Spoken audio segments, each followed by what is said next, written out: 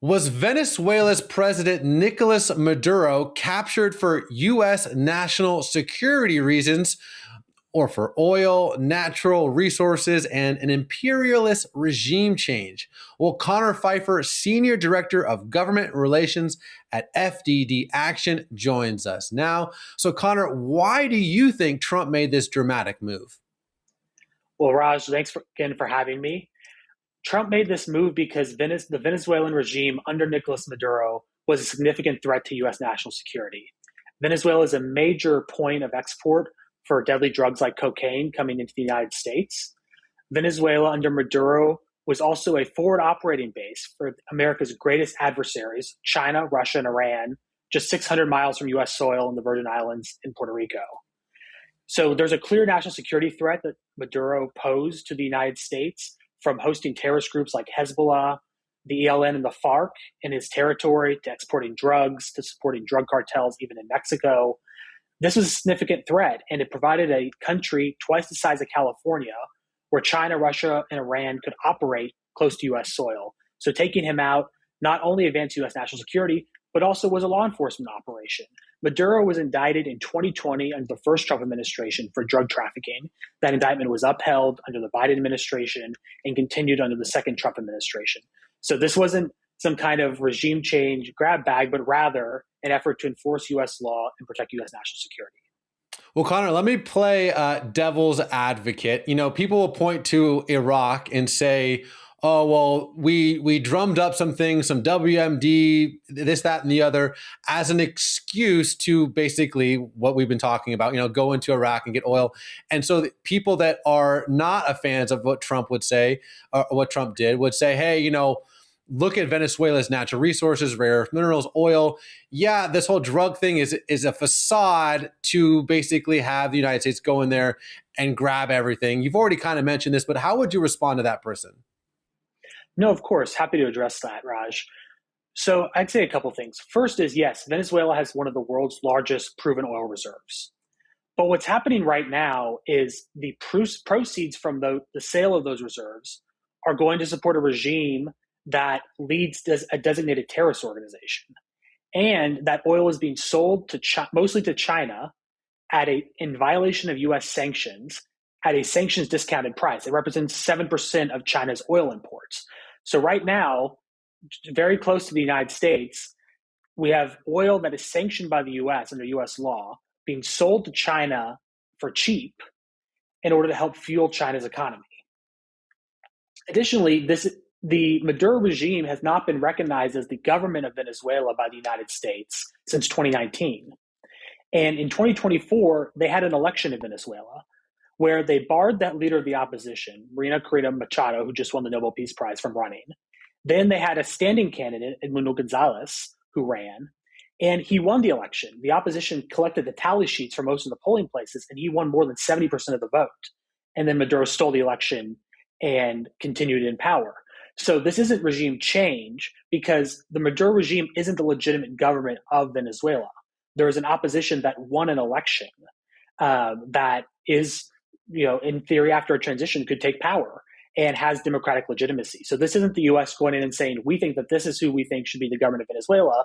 This is us saying Maduro stole an election. He's a threat to U.S. national security. Now we're going to use the leverage we have through the oil quarantine, and our military forces being off the coast to ensure there's a transition to have a government that no longer threatens U.S. interests and reflects the will of the Venezuelan people.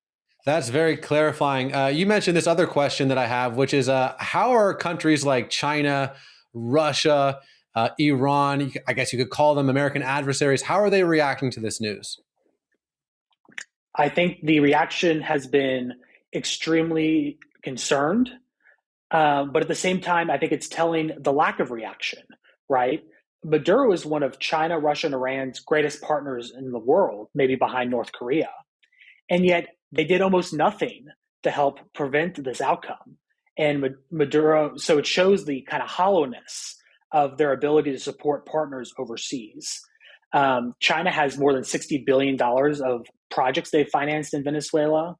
Russia has military assets on the ground they provided to the Venezuelan military, as well as the Chinese have, that were totally ineffective against U.S. military power.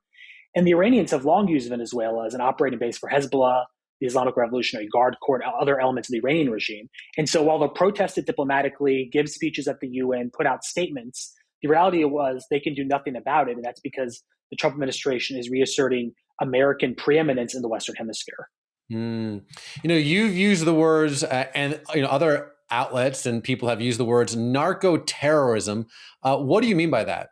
So narco-terrorism is a term that describes this growing nexus you have between drug cartels, which used to just sell drugs, right? Traffic drugs, get it to the border, get it into the United States, and terrorism, where you have many terrorist groups and cartels. The line is becoming elided because these groups see an opportunity to profit from both the sale of drugs as well as from the sale of arms, extortion, corruption, and even acts of terrorism.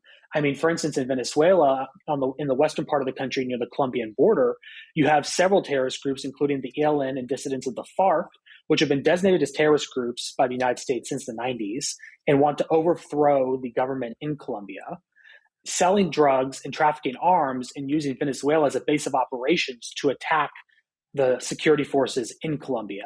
So you have this nexus happening where you have a terrorist group selling drugs to make money to support their terrorist activities. And that's what the Maduro regime has been doing. You have the Cartel de los Soles, the Cartel of the Suns, which the United States in court filings alleges is run by the Maduro regime, Maduro and his regime, that sells drugs and allows these terrorist groups to operate in order to provide profits for repression of the Venezuelan people and to further support their illicit activities in Venezuela and other parts of the region. All right. Well, so what should the administration, what should the United States do next? So I think Secretary Rubio put it well recently in talking about the aftermath of the U.S. operation, which is the U.S. wants to have a transition.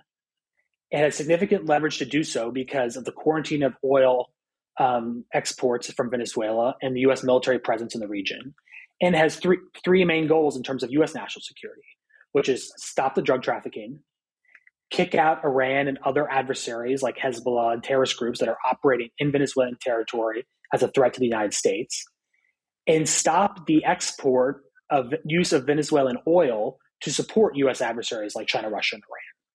And in terms of the Venezuelan people, give them an opportunity at a time when that's possible to have a government of their choosing through elections and then create a pro-American Venezuela with opportunities for U.S. investment.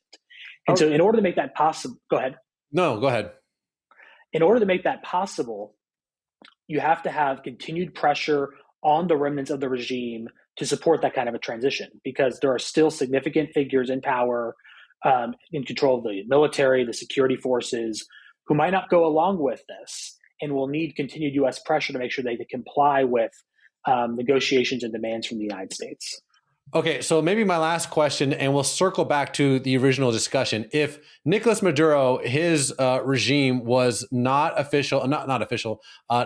the people voted for, right? He was, however you want to call it. Then you have literally, terrorist organizations like Hezbollah and organizations like the IRGC operating in Venezuela. It's an illegitimate government doing illegitimate things, supporting, breaking all these boundaries that the United States have set.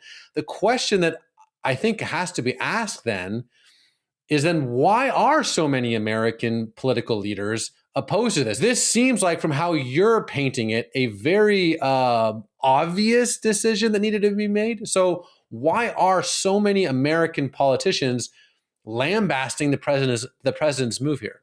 Well, I think some of it comes down to politics, right? There are members of the party opposite the president who have concerns about this move. And I think some of it's from a reticence of the use of U.S. military power, right? This was a stunning display of U.S. power, but at the same time, what comes next matters. And so I think what people need to understand is, what was the threat that the operation was addressing? The operation was successful of its immediate objectives.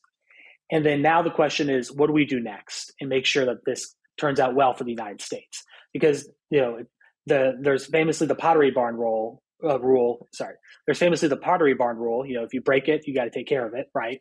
And so now the administration is going to have to address what comes next in Venezuela, and they're signaling that they want to do that. And There's an opportunity for them to consult with Congress on what that looks like, to make the case to the American people about what they're doing in Venezuela and why that matters. But it's my view that this action was completely justified. It was signaled that something like this could take place. And now we're going to see what happens next. Connor, that was very helpful, very insightful. Thanks for coming on, my friend, and God bless. Thanks so much.